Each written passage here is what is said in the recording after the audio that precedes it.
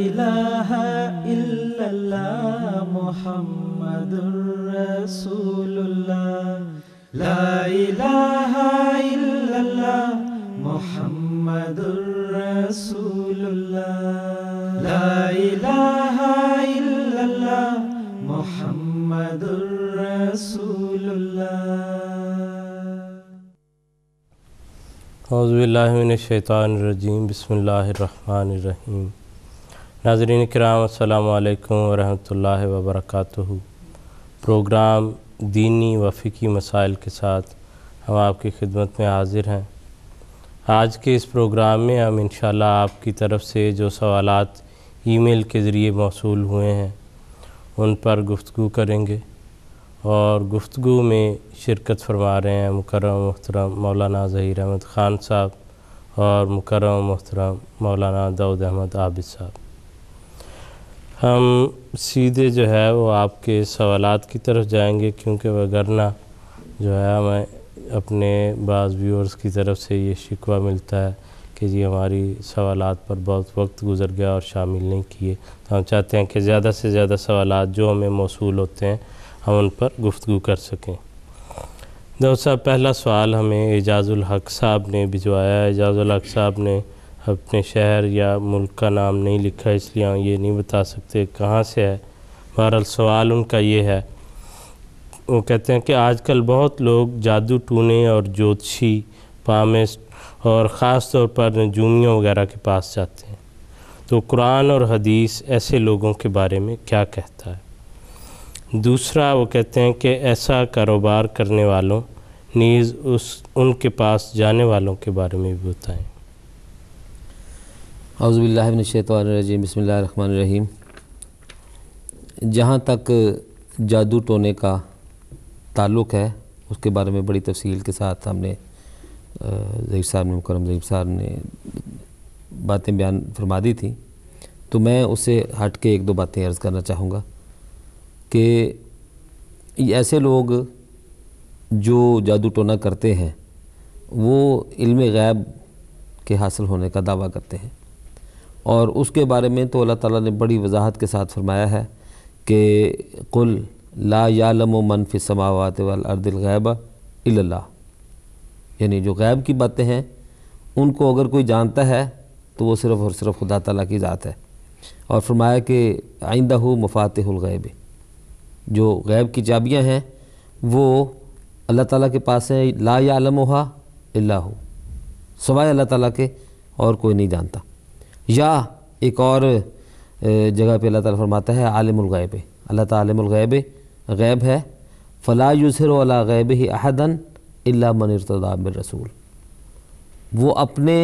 غیب میں سے کسی کو اطلاع نہیں دیتا سوائے اس کے کہ جو اس کا کوئی رسول ہو۔ تو اب یہ جو جوتش ودیا اور پامسٹ اور نجومی اور اس قسم کا کام کرنے والے لوگ ہیں، ان میں سے کوئی بھی یہ دعویٰ نہیں کرتا کہ یہ علم اس کو اللہ تعالیٰ نے عطا کیا ہے۔ تو اس حوالے سے ایسے لوگوں کی باتوں پہ، لا یعنی باتوں پہ یقین کرنا، یہ تو ایک مومن کے شایان شان ہے ہی نہیں۔ اللہ تعالیٰ کے قرآن کریم کے مطابق اگر ہم دیکھیں تو اس سے یہی محسوس ہوتا ہے کہ جو علم غیب جاننے والے ہیں وہ اللہ تعالیٰ ہے، اور اللہ تعالیٰ کے توسط سے جتنا علم وہ اپنے بندوں میں سے، اپنے رسولوں میں سے جس کو چاہتا ہے وہ عطا کرتا ہے، اتنا اس کو حاصل ہوتا ہے، اور کوئی اس کو حاصل نہیں کر سکتا۔ تو اس حوالے سے ایسے لوگوں کے پاس نہ تو کوئی غیب کی بات ہے، اور نہ ہی جو جس قسم کا جادو وہ کرتے ہیں اس کی کوئی حقیقت ہے۔ اسی لیے حضور صلی اللہ علیہ وسلم نے بڑے واضح طور پہ فرمایا کہ 3 ایسے شخص ہیں جو جنت میں نہیں جائیں گے۔ بڑی یعنی وعید ہے ایک لحاظ سے اس حدیث میں، کہ ایک تو وہ ہے کہ جو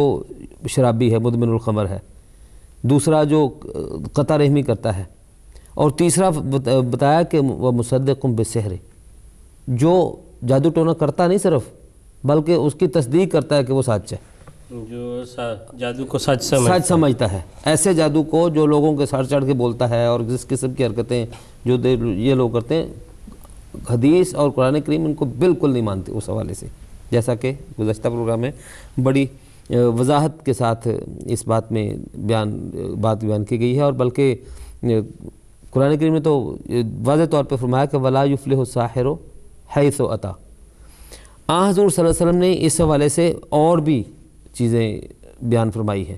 اور خصوصاً وہ ان لوگوں سے تعلق رکھتی ہیں جو علم نجوم کے اوپر یقین رکھنے والے ہیں، وہ خود نہیں کرتے، ایسے لوگوں سے پوچھتے ہیں، ان لوگوں کو حضور صلی اللہ علیہ وسلم نے ڈرایا ہے۔ ایک حدیث میں فرماتے ہیں کہ ایسا شخص جو کسی عراف کے پاس یا کسی کاہن کے پاس جاتا ہے تو 40 دن تک اس کی نمازیں ہی قبول نہیں ہوتی۔ اشتہاراتی زبان ہی اس کو سمجھ لیں بے شک، لیکن ایک یہ وعید کی بڑی سخت قسم ہے کہ ایک بندہ 40 دن نمازیں پڑھ رہا ہے اور اس کی نمازیں قبول نہیں ہو رہی۔ ایک مومن کے لیے تو اس سے زیادہ مشکل اور پریشانی والی بات کوئی نہیں کہ اس کا خدا اس سے ناراض ہے۔ اور اسی طرح حضرت صلی اللہ علیہ وسلم نے یہ بھی فرمایا کہ جو کوئی شخص کسی کاہن کی یا کسی ایسے جو جادو ٹونا کرنے والے کی بات کا یقین کرتا ہے فقط کفر بما اتی محمد صلی اللہ علیہ وسلم، تو جو حضور صلی اللہ علیہ وسلم لے کے آئے ہیں گویا کہ اس شخص نے حضور صلی اللہ علیہ وسلم کے جو تعلیم ہے اس ساری کو ایک طرف کر دیا اور اس کو بھلا دیا۔ بلکہ ایک حدیث میں تو حضور صلی اللہ علیہ وسلم نے جو مومن کے ایمان کو ضائع کرنے والی بڑی بڑی چیزیں ہیں ان کے بتایا کہ یہ چیزیں ہیں، ان میں 7 چیزیں حضور صلی اللہ علیہ وسلم نے بتائیں کہ یہ 7 چیزیں ایسی ہیں جو مومن کے ایمان کو برباد کرتی ہیں۔ سب سے پہلی اس میں شرک ہے، اور دوسرے نمبر پہ بتایا کہ یہ جو کوئی تصدیق کرتا ہے کسی جادو کرنے والے کی۔ تو اس حوالے سے یہ چھوٹی بات نہیں ہے کہ خام خواہ انسان، اور اس کا نتیجہ یہ نکلتا ہے کہ یہ جاہل لوگ جب کسی انسان کو یہ بتا دیں کہ مثلا تم یہ اس کام میں ہاتھ ڈالو گے تو اس میں نقصان ہوگا، اب وہ ایک انسان اپنا کاروبار شروع کرنا چاہتا ہے، اگر وہ رک جائے تو کیا واقعی وہ کاروبار میں اس کے لیے نقصان تھا؟ کہیں نہیں لکھا۔ اور ایک بندے نے کام شروع کرنے سے پہلے اس سے جا کے مشورہ کیا۔ آپ اگر مشورہ کرنا چاہتے ہیں کسی اچھے بندے سے، کسی ایسے بندے سے جو اس علم میں جو آپ کام کرنا چاہتے ہیں اس سے جا کے مشورہ لیں، یہ ٹھیک ہے، لیکن یہ ہے کہ آپ کسی نجومی کے پاس جا کے پوچھیں تو اس کو تو بیچارے کو اپنے حال کا نہیں پتہ، اس نے دوسروں کے بارے میں کیا بتانا ہے، اور اس کو تو صرف یہ پتہ ہے کہ مجھے اس کام کے کتنے پیسے ملیں گے، اس کو اس سے غرض ہے، اور وہ اپنا کاروبار چمکانے کے لیے کچھ بھی کر سکتا ہے۔ تو ایسے شخص کے پاس جانے کا جو مقصد ہے اس کی جیب بھرنا ہے۔ ہماری جو مستقبل ہے وہ اللہ تعالیٰ کے ہاتھ میں، وہ جانتا ہے اور اسی نے اس کو درست کرنا ہے۔ ہم دعا کر کے نیک نیت ہو کے لوگوں کے مشورے کے ساتھ، اچھے لوگوں کے مشورے کے ساتھ اپنا کاروبار یا اپنا جو بھی کام شروع کریں تو اللہ تعالیٰ اس میں برکت ڈال سکتا ہے۔ تو اس حوالے سے ان لوگوں کے پاس جانے کا تو کسی قسم کا کوئی نہ فائدہ ہے اور بلکہ الٹا نقصان ہے، انسان اپنے دین سے ہاتھ دھوتا ہے۔ ایک مجھے یاد آ گیا دوسرا، ایک کوئی لطیفہ کے رنگ کا کسی جگہ ٹی وی میں دیکھا تھا کہ وہ اسی طرح ایک نجومی کے پاس گیا تو اس کو پتہ تھا یہ ایسے ہی اٹکل پچو مارتے ہیں، اور جو ہے اس نے کہا آج کا میرا دن کیسا گزرا ہے؟ اس نے کہا آج کا دن تمہارے لیے اچھا نہیں ہے، تمہیں جو ہے آج گھر میں رہو، باہر نہ نکلو۔ تو اس نے پکڑ کے اس نجومی کو 2-4 لگائیں۔ اس نے کہا تم اپنا دن نہیں دیکھ کے آئے کہ تمہیں پتہ نہیں تھا آج تمہیں 2-4 پڑھنے والی ہیں تو تم آج نہ آتے، گھر پہ رہتے۔ تو اس لیے ان لوگوں کے تو حال جو ہیں اسی طرح وہ دیکھتے ہیں کہ کیسا جو ہے وہ بندہ ہے، اس کے کیسے حالات ہیں جو ہے، اور چالاک لوگ ہی ہوتے ہیں، اور بالعموم جو ہے جو اچھے حالات میں لوگ ہیں جو وہ تو ان کا رخ نہیں کرتے۔ جو بیچارے قسم پرسی کے حال میں ہوتے ہیں ان کا دل چاہتا ہے کہ کوئی ہمیں کہے کہ تمہارے حالات بدلنے والے ہیں۔ وہ جیسے غالب کا شعر ہے کہ میرا ہاتھ دیکھ برہمنا، میرا یار مجھ سے ملے گا کب، تیرے منہ سے نکلے خدا کرے اسی ماہ میں اسی سال میں، کہ وہ اس کا دل چاہتا ہے کہ یہ کہے کہ یہ بس جلدی ہونے والا ہے، تمہیں جو ہے یہ سارا کچھ ملنے والا ہے۔ تو اس لیے عموماً یہ لوگ یہی کہتے ہیں کہ جو ہے تو تمہارے یہ کچھ مہینے سخت ہے، اس کے بعد تم پہ خوشحالی ہوگی، عادی ہو جائے گا۔ وہ صاحب نے وہ فرمایا، خلیۃ النصیر رابع رحمہ اللہ نے ایک حضور نے ذکر کیا اسی طرح یہ نجومی اور پامسٹ وغیرہ کے حال۔ حضور نے فرمایا کہ جب صاحب یہاں پڑھتے تھے تو اس وقت صاحب نے ایک انگریز سے کوئی ملنے والے دوست تھے، تو صاحب نے ان کو فرمایا کہ جو ہے وہ تو تمہاری جو اتنی زندگی ہے وہ مشکل میں گزرے گی اور بعد میں جو ہے اس میں تبدیلی آ جائے گی. تو وہ کہتے ہیں کہ وہ واقعتاً جو ہے وہ کچھ عرصے کے بعد جو ہے حضور کو ملے کئی سالوں کے بعد. تو انہوں نے کہا جی واقعی وہ آپ نے وہ ٹھیک بتایا تھا. تو آپ نے کیسے بتایا؟ انہوں نے کہا میں نے تو دیکھا تھا کہ جو آپ کا مزاج ہے آپ کی بیوی کا وہ مزاج نہیں ہے, تو آپ کی وہ زندگی سختی میں گزرے گی اور پھر جو ہے وہ آپ عادی ہو جائیں گے یا مطلب اس کا جو ہے بدل جائے گا. یہ تو بالکل آپ کی بات ہے. یہ تو ایک اندازہ ہوتا ہے جو ظاہر سے لگتا ہے, بعض اوقات وہ ٹھیک ہوتا ہے بعض اوقات نہیں ہوتا. مجھے بھی ایک واقعہ یاد آ گیا. ایک دوست ہیں, انہوں نے بتایا کہ میں کیب کرتے ہیں, تو وہ کہتے ہیں میں سٹینڈ پہ کھڑا تھا تو ایک سواری میرے پاس آئی اور اس نے مجھے پوچھا کہ تم نے چلنا ہے. میں نے کہا ہاں. تو اس نے کہا تم کارڈ ایکسیپٹ کرتے ہو, کریڈٹ کارڈ یا ڈیبٹ کارڈ؟ تو اس نے کہا کہ نہیں میں نہیں کرتا. تو وہ پچھلے جو کیب تھی اس پہ چلا گیا اور جاتے جاتے وہ اسے کہہ گیا کہ تمہارا آج دن اچھا نہیں ہے, تمہاری قسمت بری ہے. تو کہتا ہے کہ مجھے اس کا فکرہ کچھ تھوڑا سا محسوس ہوا. تو جب وہ چلا گیا تو میں نے وہ جو کنٹرولر تھا اسے پوچھا کہ اس نے کہاں جانا تھا. تو اس نے بتایا کہ اس نے اتنی دور جانا تھا جہاں پہ کم از کم 100 مارک یا 100 پاؤنڈ اس کی کرایہ تھا. تو وہ کہتے ہیں کہ مجھے تھوڑا سا محسوس ہوا ہلکا سا, لیکن میں نے سوچا چلیں اللہ مالک ہے, دینے والا وہ ہے. اور عجیب بعض اوقات اللہ تعالیٰ آزماتا بھی اپنے بندوں کو. تو وہ کہتے ہیں جب میری باری آئی, اگلا کسٹمر آیا تو مجھے 6 یورو کا کسٹمر ملا, صرف 6 کا. تو کہتے ہیں میری تھوڑی سی طبیعت اور خراب ہوئی, میں خیر اس کو چھوڑا اور چھوڑ کے میں گھر کی طرف چلا گیا. تو میرا گھر بھی اس طرف تھا جس طرف وہ پہلی سواری گئی ہے. تو کہتا ہے کہ ابھی میں وہ پہلا موڑ مڑا تھا تو میں نے دیکھا کہ ایک شخص ہاتھ دے رہا ہے اور ہیلپ کے لیے بلا رہا ہے. تو میں نے دیکھا کہ وہی بندہ ہے جو وہاں مجھے جو یہ کہہ کے آیا تھا کہ تمہارا آج دن برا ہے. تو کہتا ہے کہ وہ میں نے دیکھا کہ وہ جو جس کیب میں آیا تھا وہ ایکسیڈنٹ ہو گیا اور وہ درخت کو لگی ہے, اور وہ بندہ جو ہے وہ باہر کھڑا ہے کیونکہ اس نے جانا ہے. تو اس نے مجھے ہی ہاتھ دیا تو میں نے خیر اسے بٹھایا. تو پہلے کیب والے کو دیکھا وہ ٹھیک تھا, وہ گاڑی اس کی لگی تھی. تو کہتا ہے میں اسے لے کے چل پڑا. تو اسے میں نے پھر راستے میں بتایا کہ اب بتاؤ کہ دن میرا برا ہے یا تمہارا, کہ میں وہی ہوں جسے تم کہہ کے آئے تھے. تو یہ ایک اندازے ہوتے ہیں جو انسان لگاتا ہے, لیکن اللہ تعالیٰ کی ذات ہے جو عالم الغیب ہے, جو اچھا جو ہے انسان کے لیے کرتی ہے اور برا جو ہے انسان خود اپنے لیے کرتا ہے. اللہ نے اس کے لیے لکھا تھا وہ اسے مل گئی, وہ جو قسمت میں ہے مقدر میں اللہ تعالیٰ نے جس کو وہ دینی ہے وہ مل جاتی ہے وہ چیز. آگے چلتے ہیں. ہمارے پاس جو اگلا سوال ہے زہیر صاحب, یہ احمد الرفیق فاروق صاحبہ ہیں کیلگری کینیڈا سے. انہوں نے یہ سوال پوچھا. وہ کہتی ہیں مغربی ملکوں میں جو صابن دستیاب ہیں ان میں چربی استعمال ہوتی ہے, کیا یہ حلال ہے؟ اب چربی کی جو ہے وہ وضاحت ہم کر سکتے ہیں کیونکہ چربی تو سب جگہ استعمال ہوتی ہے. جو سوال میں ممکنہ بات ہو سکتی ہے وہ سور کی چربی کی بات ہو سکتی ہے. جی سر, جہاں تک تو چربی کا سوال ہے, جس طرح آپ نے کہا کہ وہ تو صابن کا ایک لازمی حصہ ہے, وہ استعمال ہوتی ہے, تو اس میں تو کوئی حرج کی بات نہیں. جہاں تک سور کی چربی کا تعلق ہے تو اس میں بھی اس قسم کی چیزوں میں استعمال میں بظاہر کوئی حرج نہیں ہے, لیکن اس میں احتیاط اگر کسی نے بہت زیادہ کرنی ہے تو اگر ایسی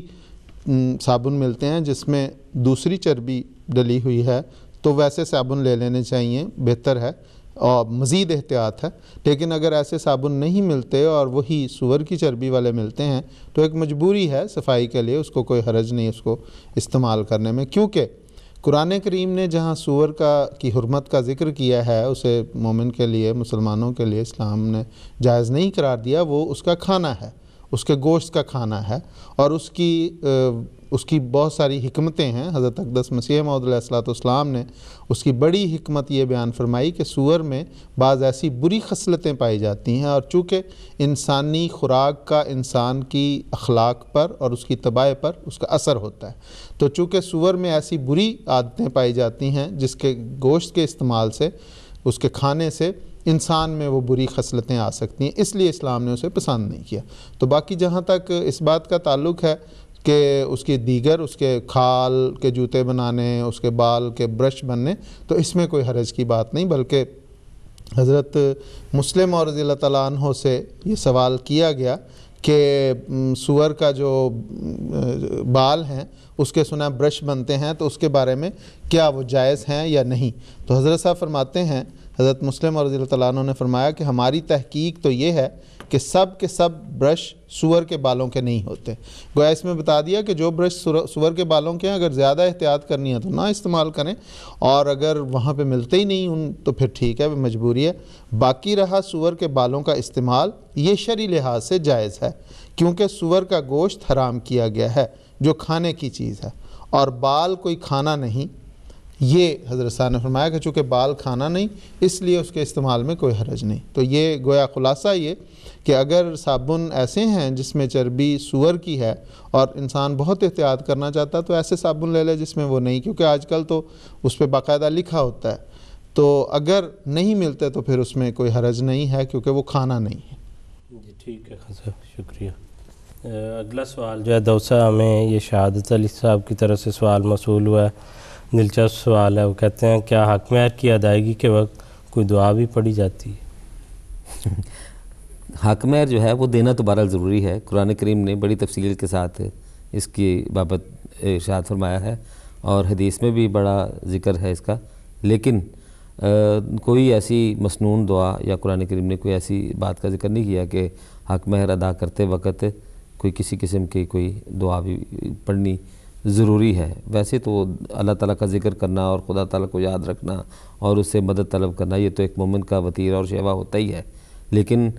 اس کو ایسے کوئی مناسبت سے کوئی معین الفاظ نہیں وہاں پہ درج. البتہ اس میں یہ تو ہے کہ جس کو ملے گا وہ حق مہر، وہ بیوی جو ہے وہ الحمدللہ ضرور کہے گی اور جزاک اللہ ضرور کہے گی کہ اس کو مل گیا ہے، اس کی ایک ڈوبی ہوئی رقم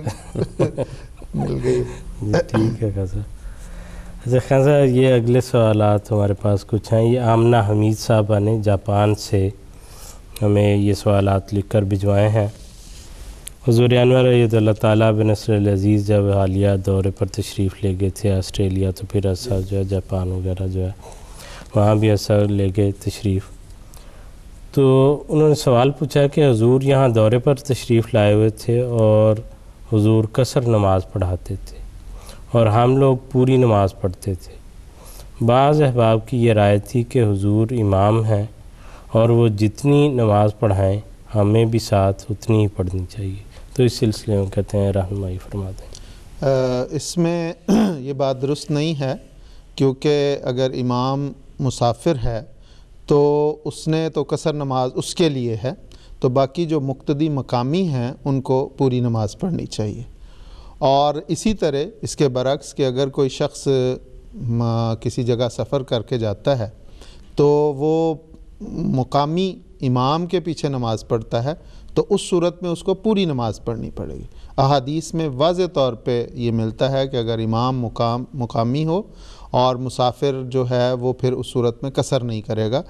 اگر وہ اکیلا پڑھے گا تو وہ قصر کرے گا اور اگر ساتھ پڑھے گا تو وہ پوری پڑھے گا. لیکن اگر کہیں پہ کوئی شخص سفر کر کے جاتا ہے اور اس کو لوگ امام مقرر کر لیتے ہیں یا حضرت صاحب جب تشریف لے جاتے ہیں تو ظاہر ہے حضرت صاحب ہمارے روحانی پیشوا ہیں، ہمارے آقا ہیں، تو ہر ایک کا دل کرتا ہے کہ ان کی اقتداء میں نماز پڑھے. تو حضرت صاحب وہاں پہ مسافر ہیں تو وہ اس سفر کی وجہ سے قصر کریں گے، لیکن چونکہ مقامی لوگوں پہ پوری نماز واجب ہے اس لیے وہ امام کے حضرت صاحب کے سلام پھیرنے کے بعد باقی 2 رکعتیں جو ہیں وہ مزید پڑھ کے اپنی نماز پوری کریں گے. اس بارے میں ہمیں شروع سے ہمیشہ سے ہی جب بھی حضرت صاحب کہیں تشریف لے گئے، حضرت خلیفۃ مسیح ثالث رحمہ اللہ بھی، حضرت خلیفۃ مسیح رابع بھی، حضرت مسلم اور رضی اللہ تعالیٰ عنہ بھی، موجودہ حضرت صاحب بھی، تو ہمیشہ یہ ہوتا ہے کہ میں چونکہ سفر پہ ہوں میں قصر نماز پڑھوں گا اور مقامی لوگ جو ہیں وہ میرے سلام پھیرنے کے بعد اپنی نماز پوری کر لیں. حضرت اقدس مسیح موعود علیہ الصلوۃ والسلام کے زمانے میں بھی اس قسم کے واقعات ملتے ہیں. چنانچہ اخبار بدر نے ایک واقعہ ریکارڈ کیا ہے جو موجود ہے. اس میں ہے تو دراصل وہ واقعہ مقتدی کے لیے دوسری جب وہ باقی نماز مقامی نماز مقامی لوگ جو ہیں ان کے لیے جو مسافر امام ہے جب وہ نماز پڑھا رہا ہے تو وہ نماز سلام پھیر دیتا ہے اور مقتدی بعد میں پہلی نماز کو مکمل کرتے ہیں تو دراصل یہ سوال تو اس ضمن میں ہے کہ اس کا انتظار کرنا چاہیے یا نہیں، لیکن اس میں یہ مسئلہ بھی آ جاتا ہے۔ یہ رپورٹنگ ہے مسائل نماز کے متعلق، لکھتے ہیں جو ایڈیٹر ہیں البدر کے کہ ڈاکٹر محمد اسماعیل خان صاحب، یہ وہاں کے گرداسپور میں رہنے والے تھے، گرداسپور میں مقیم تھے، اور احمدی جماعت نزیل قادیان بباعث سفر میں ہونے کے نماز جمع کر کے ادا کرتی تھی۔ یعنی جو احمدی دوسری جماعت تھی وہ قادیان کی تھی، لیکن وہاں پہ وہ ٹھہری ہوئی تھی اور وہ اپنی نماز جو ہے وہ قصر کرتی تھی، جمع کر کے ادا کرتی تھی۔ ڈاکٹر صاحب نے مسئلہ پوچھا، حضرت اقدس نے فرمایا کہ مقیم پوری نماز ادا کریں۔ وہ اس طرح ہوتی رہی کہ جماعت کے ساتھ ڈاکٹر صاحب نماز ادا کرتے، جماعت 2 رکعت ادا کرتی، لیکن ڈاکٹر صاحب باقی کی 2 رکعت بعد از جماعت ادا کر لیتے۔ تو یہ ہے اصل کہ باوجود اس کے کہ جو وہاں پہ امام تھے وہ مسافر تھے، اور حضرت اقدس مسیح موعود علیہ الصلوۃ والسلام کی موجودگی میں عموماً حضرت صاحب موجود بھی ہوتے تھے، تو جس کو حضور ارشاد فرماتے تھے وہ نماز پڑھایا کرتے تھے۔ تو نماز جو تھا وہ ادا کرنے کے بعد مقیم لوگ جو تھے، مقامی لوگ جو تھے، وہ اپنی نماز بعد میں پوری کر لیتے تھے۔ ہاں سر، ان کا قصر نماز کے تعلق میں ایک اور سوال بھی ہے۔ پوچھتی ہیں کہ میں نے سنا ہے کہ مرکز میں قصر نماز نہیں پڑھتے، تو کہتی ہیں جیسے ناگویا جاپان میں یہاں مرکز ہے، تو کیا ٹوکیو سے ناگویا آنے والوں کو قصر نماز پڑھنی چاہیے، یا پھر مرکز سے مراد مکہ، مدینہ، ربوہ، قادیان اور لندن ہے؟ مرکز سے مراد دراصل وہ جگہ ہے جہاں پہ امام وقت کا رہائش ہے اور وہ وہاں پہ مستقل قیام رکھے ہوئے ہے، وہ ہے مرکز۔ اگر جب حضور صلی اللہ علیہ وسلم کے زمانہ اطہر میں پہلے مکہ اور پھر مدینہ مرکز تھا، اور اس کے بعد خلفائے راشدین کے زمانہ میں وہ مدینہ مرکز رہا، اسی طرح حضرت مسیح موعود علیہ الصلوۃ والسلام کی جب بعثت ہوئی تو قادیان مرکز تھا۔ حضرت مسلم اور رضی اللہ تعالیٰ عنہ کے زمانے تک جو ہجرت سے پہلے کا زمانہ ہے وہ قادیان مرکز، پھر آپ کی ہجرت کرنے کے بعد ربوہ مرکز بن گیا، اور خلیفۃ المسیح حضرت خلیفۃ المسیح رابع رحمہ اللہ کی ہجرت جب تک نہیں ہوئی تو وہی مرکز تھا، اور جب حضرت صاحب کی ہجرت کا یہاں لندن ہو گئی اور اب اس کے حضور کی وفات کے بعد ہمارے موجودہ امام اللہ تعالیٰ نے آپ کو مسند خلافت پر متمکن فرمایا، تو حضرت امیر المومنین چونکہ اب لندن میں مقیم ہیں تو یہ اب مرکز ہے۔ جس طرح گزشتہ جامعہ کے ایک پروگرام میں بھی حضور نے یہ واضح طور پہ فرمایا کہ وہ بھی ٹھیک ہے، ان کو مرکز کی ایک حیثیت، ایک ہیڈ کوارٹر کی حیثیت حاصل ہے، لیکن اصل مرکز وہی ہوتا ہے جہاں پہ امام وقت ہو، خلیفۃ المسیح موجود ہوں، تو دراصل وہاں وہ مرکز ہے۔ تو اس کی وجہ یہ ہے کہ جہاں پہ امام وقت موجود ہیں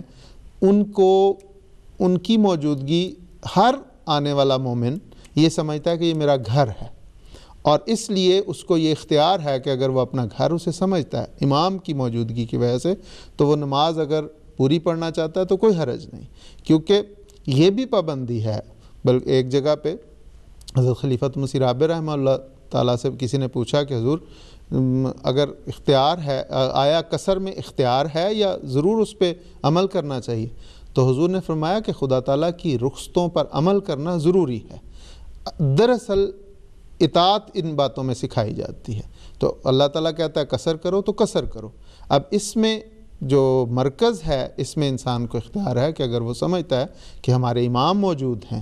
ہمارے خلیفہ موجود ہیں اور ان کا گھر ہے، ان کا گھر دراصل ہمارا گھر ہے، ان کا علاقہ دراصل ہمارا علاقہ ہے، اس لیے ہم اپنے گھر میں آئے ہیں، تو وہ اگر اس میں نماز پوری پڑھنا چاہتے ہیں تو وہ انہیں اجازت ہے، لیکن اگر وہ قصر بھی کرنا چاہیں تو وہ بھی تب بھی کر سکتے ہیں، دونوں ان کے پاس سہولتیں موجود ہیں۔ ٹھیک ہے، جزاک اللہ خان صاحب۔ اور دیگر سوالات آپ نے یہ پوچھے تھے، ایک دو مختصر سوالات کے جو جمعے کی نماز کے لیے مسجد نہ جا سکے تو کیا وہ ظہر کی نماز پڑھے؟ جی بالکل اسی طرح ہے، جو جمعہ نہیں پڑھ سکتا تو اس کے لیے ظہر کی نماز ہے، اور اس میں کتنی رکعت اور کیا ٹائم ہے، جو نارمل دنوں میں ظہر کی رکعت ہیں جو اس کا وقت ہے وہ اسی کے مطابق ہوگا، کیونکہ وہ جمعے میں شامل نہیں ہوا، اس کی جو جمعے کی شرائط ہیں وہ اس پر لاگو نہیں ہوتی، اس لیے اس کی نماز جو ہے وہ عام ظہر کی نماز کی طرح ہوگی۔ دوسرا اگلا سوال آپ کی خدمت میں یہ پیش کرنا چاہتا ہوں، انہوں نے لکھا تھا کہ میرا نام جو ہے وہ ذکر نہ کریں، خاتون ہے، انہوں نے پوچھا میرے خاوند کمر میں تکلیف کی وجہ سے بیٹھ کر گھر پر جماعت کرواتے ہیں، تو کیا یہ درست ہے؟ ایک بات تو یہ پوچھتی ہیں، وہ کہتی ہیں نیز ہم ماں بیٹی کو نماز کے لیے کہاں کھڑے ہونا چاہیے؟ جہاں تک تو نماز بیٹھ کر پڑھنے کا تعلق ہے، اس کے بارے میں حضور صلی اللہ علیہ وسلم سے ایک مرتبہ حضرت عمران بن حسین رضی اللہ تعالیٰ عنہ نے پوچھا کہ حضور مجھے بواسیر ہے تو میں نماز کا کیا کروں؟ تو حضور صلی اللہ علیہ وسلم نے فرمایا کہ صلی قائمن فَإِن لَمْ تَسْتَطِعْ فَقَاعِدًا وَإِن لَمْ تَسْتَطِعْ فَعَلَىٰ جَنبِكَ، یعنی نماز جو ہے وہ بہتر تو یہ ہے کہ ایک انسان کے لیے کہ وہ کھڑے ہو کر ادا کرے، لیکن بعض کیفیات میں کھڑے ہونا ممکن نہیں ہوتا، تو ایسے موقع پہ اسلام یہ اجازت دیتا ہے، کیونکہ اسلام دین یسر ہے، آسانی کا مذہب ہے، ایسا مذہب ہے جو انسان کو یہ چاہتا ہے کہ انسان اللہ تعالیٰ کے ساتھ قربت بڑھائے، تو اس کی راہ میں روکیں حائل نہیں کرتا، تو اس حوالے سے یہ چھوٹ دی ہے کہ اگر ایک انسان یہ سمجھتا ہے کہ کھڑے ہو کر نماز ادا کرنا اس کے لیے مشکل ہے تو وہ بیٹھ کر ادا کر سکتا ہے، اور اگر بیٹھ کر ادا کرنا بھی مشکل ہو اس کے لیے تو وہ لیٹ کر اشارے سے نماز بھی ادا کر سکتا ہے۔ اسلام بڑا آسانی والا مذہب ہے، صرف انسان کو خدا تعالیٰ کے قریب کرنا چاہتا ہے، اس حوالے سے بیٹھ کر نماز پڑھنے میں تو کوئی حرج نہیں ہے۔ حضور صلی اللہ علیہ وسلم نے بھی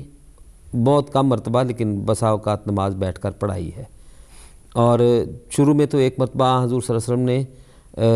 یہ ارشاد فرما دیا تھا کہ اگر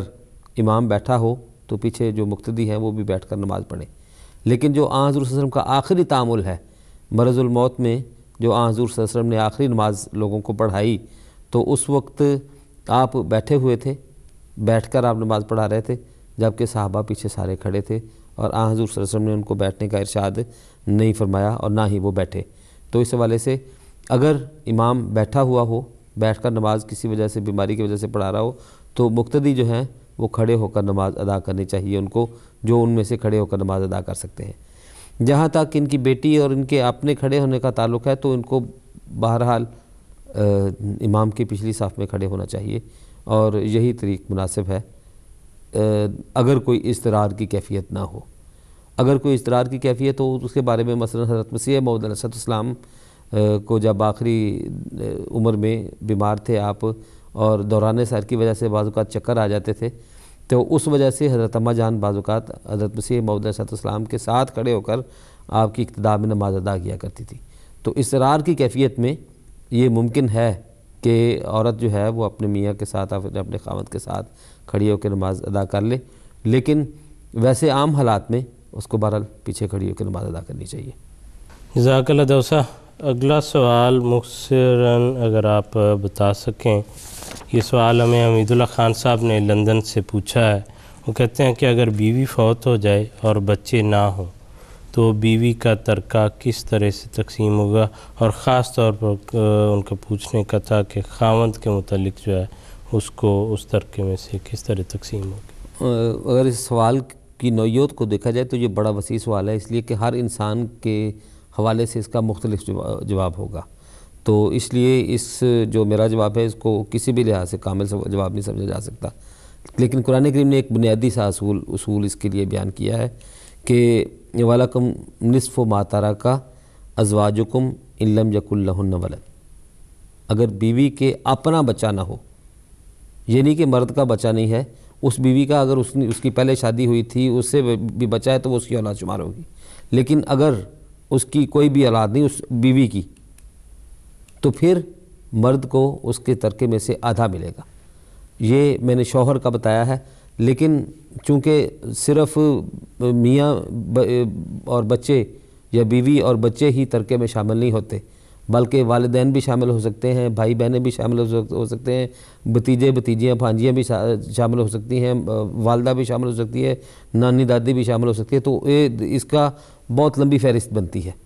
تو اس حوالے سے صرف اسی جواب پہ اکتفا کرنا مناسب نہیں ہوگا. اس حوالے سے آسان جو حل ہے اس کا یہ ہے کہ اللہ تعالیٰ نے ہمیں ایک نظام عطا فرمایا ہے، اور اگر ہم اس بات کے لیے پوری وضاحت چاہتے ہیں تو دارالقضاء سے رابطہ کریں، ان کو پوری حالات بتا کے کہ ہم یہ فلاں فلاں رشتہ دار ہیں. تو اگر ان کو کوئی اس میں سے استفسار کرنا ہوگا تو پوچھ لیں گے کہ فلاں زندہ ہے، فلاں زندہ ہے، فلاں زندہ ہے، تو ان سب کے حوالے سے وہ بتا دیں گے کہ کتنا ان کا حصہ بنتا ہے. تو عمومی جو جواب ہے وہ یہی ہے کہ اللہ تعالیٰ نے جیسے قرآن کریم میں بتایا کہ آدھا جو ہے وہ مرد کو ملے گا اگر اولاد نہ ہو تو، لیکن اس میں بھی کمی بیشی ہو سکتی ہے باقی رشتہ داروں کے حوالے سے. ٹھیک ہے دوست، جزاک اللہ، بہت شکریہ. ناظرین کرام، آج کے پروگرام کا وقت اپنے اختتام کو پہنچ رہا ہے. بعض دوست جن کے سوالات ابھی رہتے ہیں، مثلا صدیق رحیم صاحب بنگلہ دیش سے آپ نے پوچھا ہے ہم سے، اسی طرح وقاص صاحب ہیں کینیڈا سے، آپ کے سوالات بھی ہمارے پاس ہیں. ہماری کوشش تھی کہ آج کے پروگرام میں اگر شامل ہو سکتے، لیکن اب وقت باقی نہیں رہا، تو انشاءاللہ آئندہ پروگراموں میں جب بھی باری ہوئی تو اس وقت ہم آپ کے سوالات کو شامل کر لیں گے. اجازت دیجیے. السلام علیکم ورحمۃ اللہ وبرکاتہ. لا الہ الا اللہ محمد رسول اللہ. لا الہ الا اللہ محمد رسول اللہ.